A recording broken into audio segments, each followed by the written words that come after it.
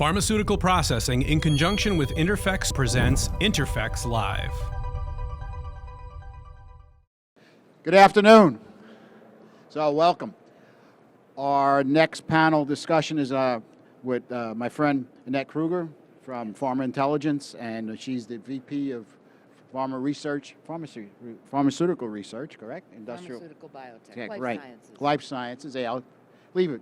I've been at this all day. I'm starting to lose it. Anyway, so, and we're going to talk about, the state of investment for 2019.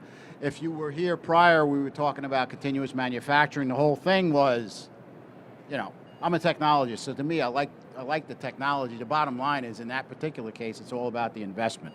Anyway, too bad. Anyway, we didn't get a comment on that. So we're going to lead off, and didn't take us much to make this the top question. So, what do you think the impact of Brexit is going to be on the drug industry? Nobody really knows because we don't know what's going to happen with Brexit. They can't come up with a plan. I mean, you can't keep up with the news long enough to know, is Brexit going to happen? What is Brexit? What is it going to affect? Well, it's affecting a lot right now, even without knowing when it's going to go through, if the UK is indeed going to be removed from the European Union. Ireland is making a huge power play, and they're being very successful at this. The amount of investment going on in Ireland saying, come here, we're staying put. And they've got the resources to do it. And this isn't fly by night. Wuxi Biotech, $325 million plant, Ireland. It could have gone in the UK. MSD was going to close a plant, sell it. No, we'll make biologic APIs there, the bulk biologicals. It's like a who's who. So Brexit is a mess. I mean, literally, we could be sitting there right with the Prime Minister and say, so what's going to happen? I don't know. It's going to hurt the UK, any way you look at it, because investment has been curbed. I mean, if you're going to invest, I don't care whether it's 10 million or $1 billion. You don't want to put it somewhere where you don't know what's going on. A lot of happy Irishmen, though. Oh, well, I've staffed up in our office in Galway so we can accurately capture all of the activity that's going on there. There's that much. Not just the big showcase projects, but companies are saying, all right, we're going to stay in place and just expand here. Right. So, I mean, other than the fact that the static around Brexit is out there, I mean, what's the top driver affecting global investment now? Need. Need is the top driver. Nothing fancy, one syllable, need. You've got more patients because every day, every country, thank goodness, is getting on board saying it might be nice to provide medication to our citizens. Plus discovery. The drugs that are being discovered today are amazing. I hear so much about big bad pharma, and yes, there's bad things about the industry, but there's so much that's good.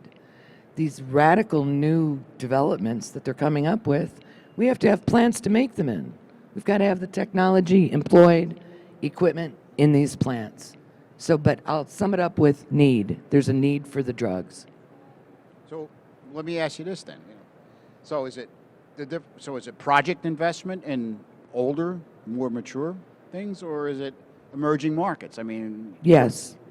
You're good at this. That's what. Well, it's true. I mean, yes, the emerging markets, and what used to be the thought, and what has changed there, is that in the emerging markets, China, India, it was all going to be just generics to sell in country for their own populations. But they're doing a strange thing now.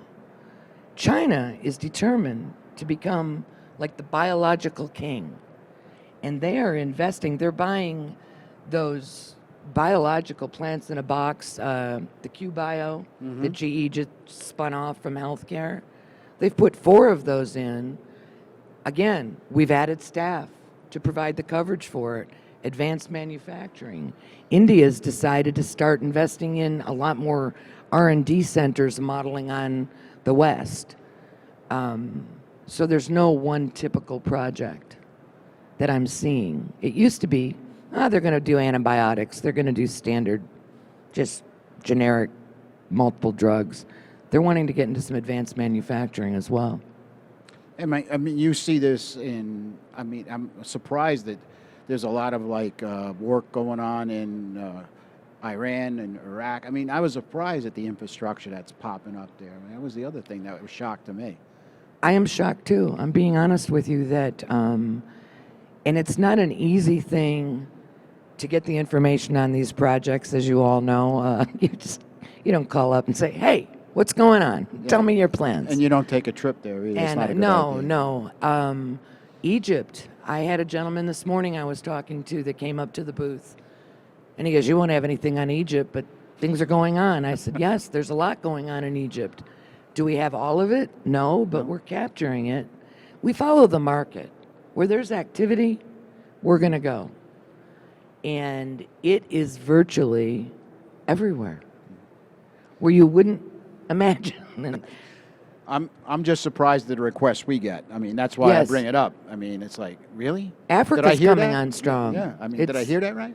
And it's really kind of wonderful when you think about Yeah. it, for a lot of different reasons. Not just for the people that'll get the medications, but you all know what goes into working in a manufacturing plant and all the components. It's not just the end benefit of having the drugs. It's the infrastructure, and it's Yep. just a good thing. Right. Well, let's bring it on home for a minute. So let's talk about federal tax breaks in industry spending. What are you thinking? It's helped. It hasn't had the big dramatic impact that we expected, where all of a sudden we spiked 20% in investment. It's helped. But Amgen was the first one out the door with their big investment in Rhode Island, and they said it was a direct result of the tax break. But I'm not finding it, it's not a deterrent, No. to be sure. But there's a lot of uncertainty. Companies are going to go where they have the intellectual capital once they build the plant, that they know they can get the workers. They want to go where they're not going to have to pay taxes for a very long time. And we can beat up our country all we want, but the truth is, here in the States especially, it's pharma, bio, life science friendly. They want these plants. So it's virtually an open market. Yep. I think one of the investment pieces that came up a couple of times is we can invest in all the hardware we want. If you don't have the people, it's kind of a waste of time. And hopefully, I think where people are hoping this is going to go is augmented technologies and the ability to work these things without perhaps the SME on site, but perhaps sort of remote. But anyway, I mean, it's driving other things. This is interesting you brought that up. When I decided years and years and years ago, when we started Pharma, about 22 years ago, Pharma coverage, I got a lot of questions like, why would you want to include universities? Well, I'll tell you what, that's a driver. If you build it, they will come. And the universities are they're having partnerships with, business, but not only that, they're saying, we're going to train the people to work in the plants. We're going to train the scientists, got that covered. We'll help you design the plant. It's amazing, the support. And the shining example is in College Station. What they've done there, that little company you've heard, Fujifilm Diosynth, that just spent $900 million for a Biogen plant in Europe. They were one of the first commercial ones to get on board at College Station, and they love it because they've got their pick of the best and the brightest, and the infrastructure's there. Yep. Part of it paid by the state, which is even more advantageous for them. So what sectors are growing the fastest? I mean, where is it? Well, right now, APIs Yeah, that's blows it out. Just Yep. blows it out. We've got 25 billion we're tracking. APIs, bulk, excipients. I love that word, excipients. It's just I don't know, I'm sorry. I've been talking a lot today. But that's always the top spender, no matter where, APIs. Keep an eye on cellular. Anything to do with cellular therapy. Unbelievable. From just a little bit to, here's two this past month. Orchard Therapeutics and Master Cell combined 150 million for new plants to take it out of the hospital, that whole, and I'm not a scientist, but that's a market to watch. We've got 4 billion that we're tracking now, and more is being added every week. The commercialization of it. We had 2 panels already, Annette, on that specific topic. It's so much fun. Yeah. It's going to save lives. It's going to actually cure people. And it's taking it out of the hospital. And I won't get into the technology of it, but we're seeing the money come now into these commercial manufacturing plants. So that's exciting. Vet med and animal health, both domestic and your pets. We want the livestock. We're going to take care of the livestock, our food supply, but the pet market, $4 billion we're tracking. And again, we're targeting those plants because everybody is investing a lot. And I don't expect that to stop anytime soon. No, the fill and finish plants, a lot of money there, always. There's less of those projects than the oral dose, but they're higher cost per square foot, and that's a consistent avenue of spending. So like the CMOs, the CROs, the contract, these guys are taking off, yes, no? Yeah, they're doing good because every time I say we're not going to have a blockbuster in the traditional sense, because there'll always be blockbusters, but not what we're used to, like, all right, I have to build a plant just to make this one product, and that's going to be my savior. So for these limited runs and smaller runs of drugs, it's more advantageous often to go to a CMO and just have a dedicated production line. They're not crying, and they are expanding. They just don't expand to the degree that a manufacturer would, an in-house manufacturer.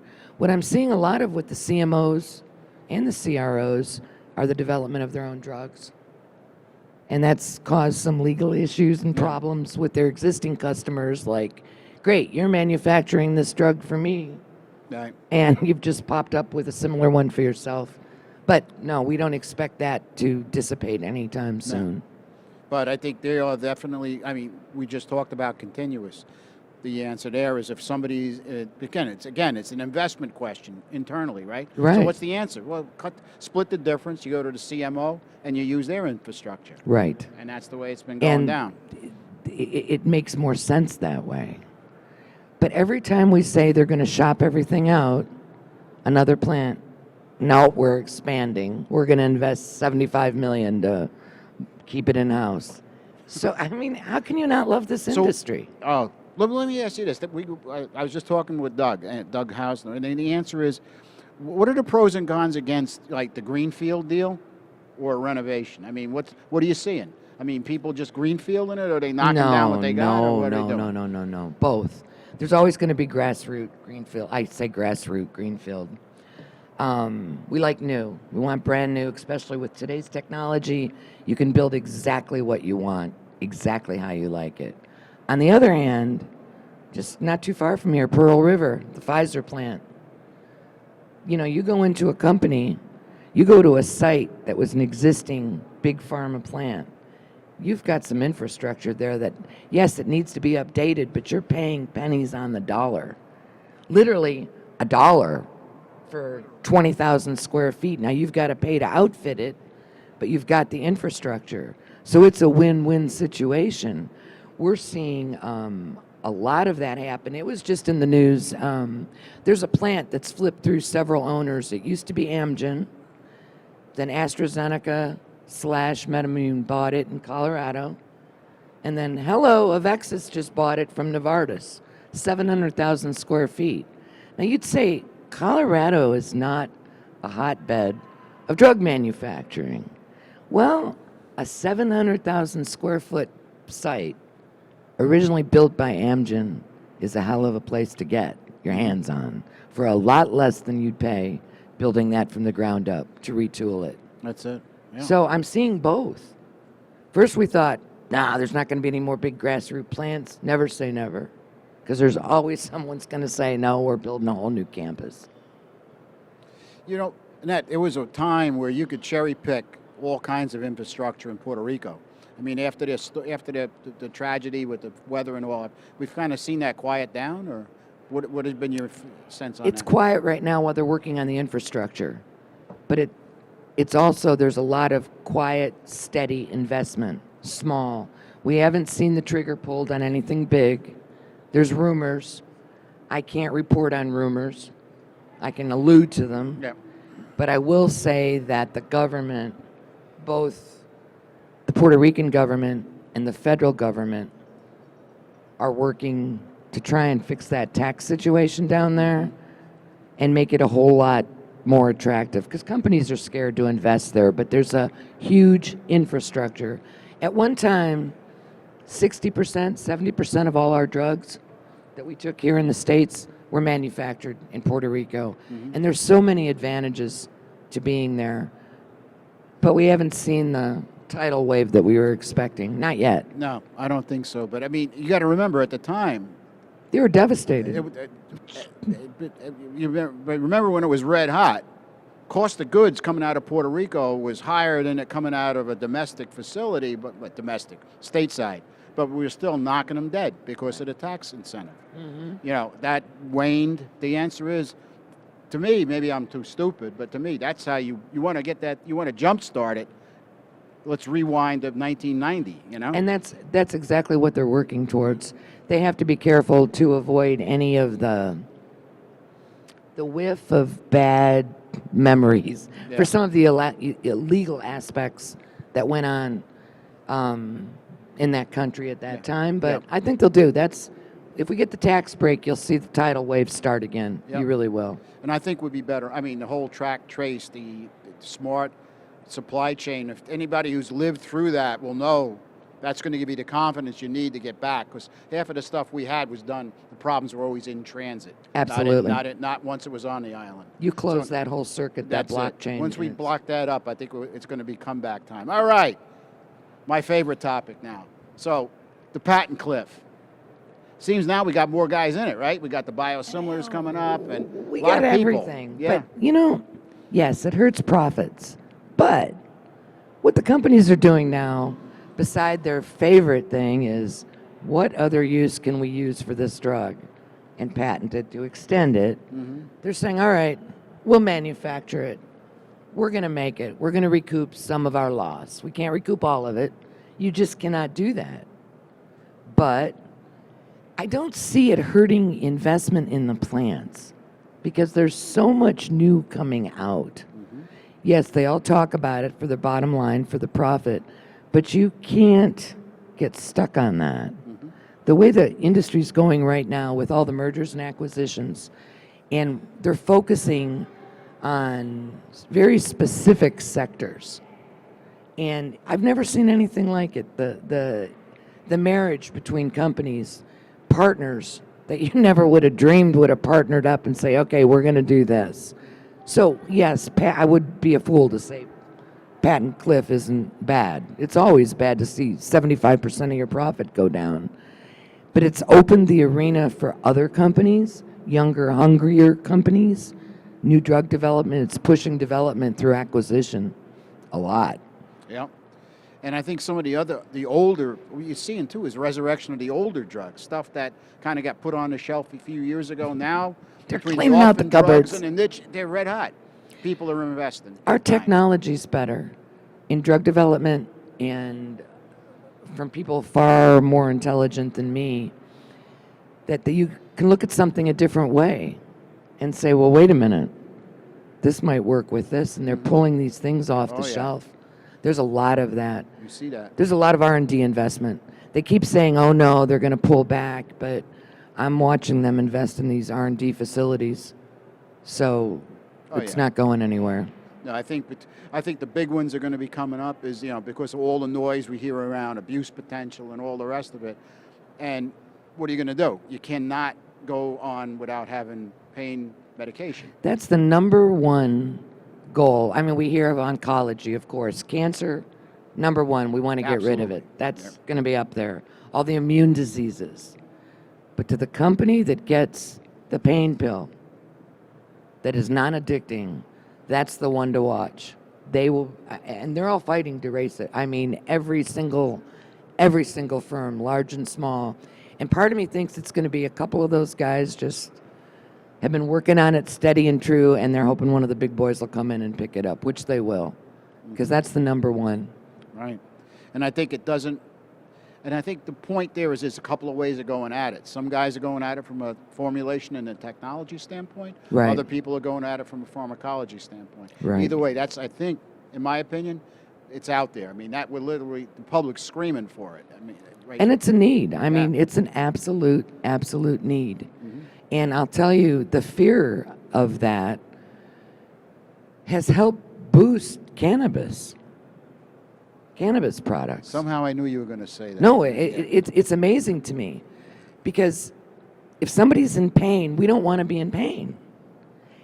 And with some of the formulations in those places where it's legal, people are having their pain alleviated with something that there's argument, it can be addicting or whatever, but it's not a fatal type. It's not the same effect as OxyContin. No. And those companies, it's got big pharma sniffing around. They're going to be off a little bit until they know what our federal government's doing, because we're so kind of wishy-washy with legalities. But big pharma's paying attention really closely to this. It's, you know, people, and I think the public in general forgets, there are cannabinoid products out there. It's not like we haven't touched it. Right. The answer is, and I've had this happen a few times, so what's the dose? First magic question, right? I mean, Right. what dose am I supposed to be designing on this? Right? So I think it's up and I mean, Oh, no, it absolutely. And they're doing the CGMP. They're trying to follow everything to regulations. That these companies aren't investing big money in their manufacturing. They're almost like pilot scale plants until the laws change and we're more standardized. So they don't have to take any of their money by cash. no, it's Put it on an offshore account. no, it's the truth. And we're legal. Most of us like being legal.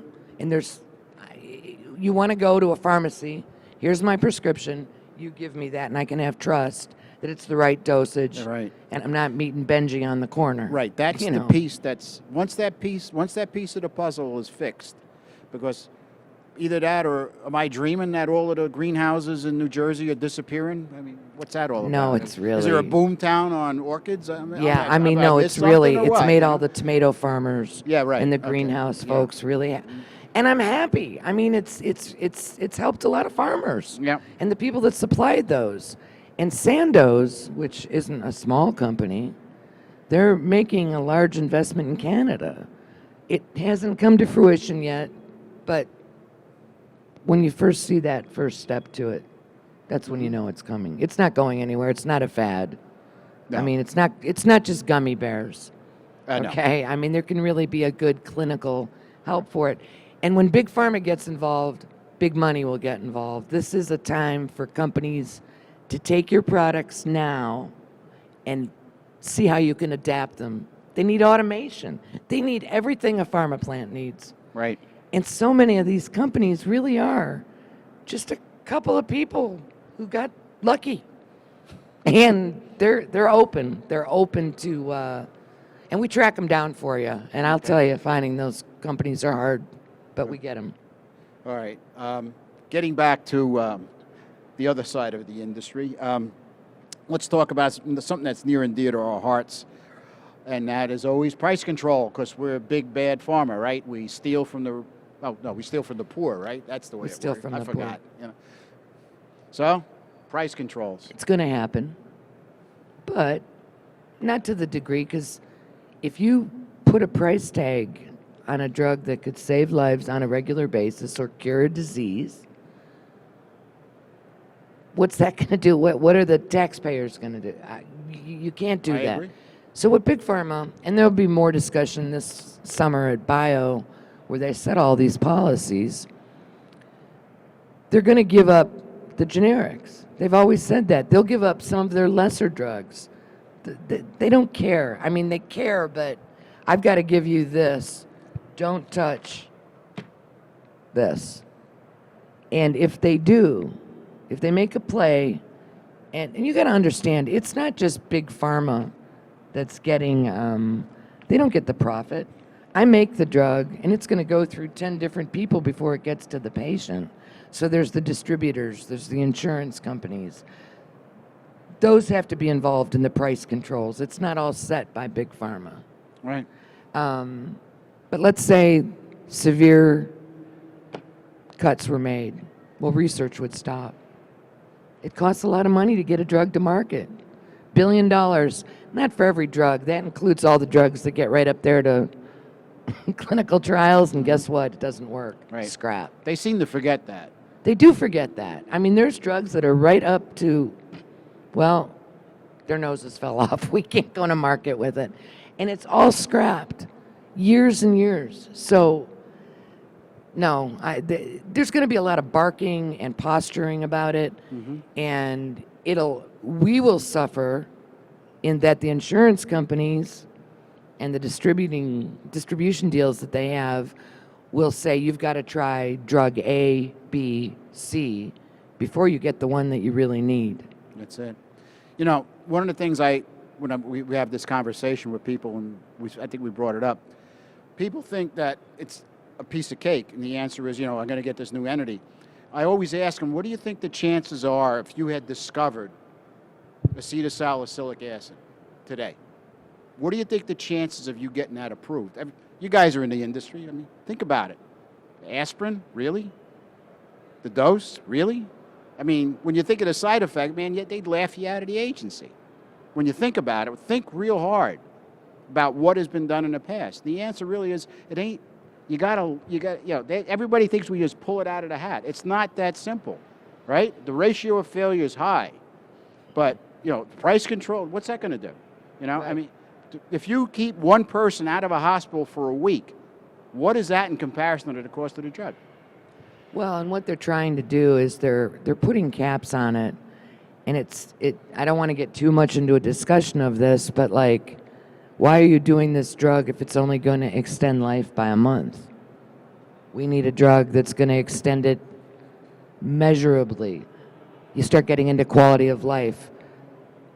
But what I'm trying to express is that if they put firm price controls, this is it, then the drugs would stop. Drug development would stop as we know it. And we wouldn't be living in a time and place where wonderful people are living that used to die. Yep. Thank you, Annette. Our next panel discussion will be centered around oral therapies and oncology. So if you're looking to see where the next step is going, stick around. We're going to be covering a lot of that as well. Annette, it's always a pleasure. Thank you very much. Thank you all. Always a girl. At it. Thanks a lot. Pharmaceutical Processing, in conjunction with INTERPHEX, presents INTERPHEX Live.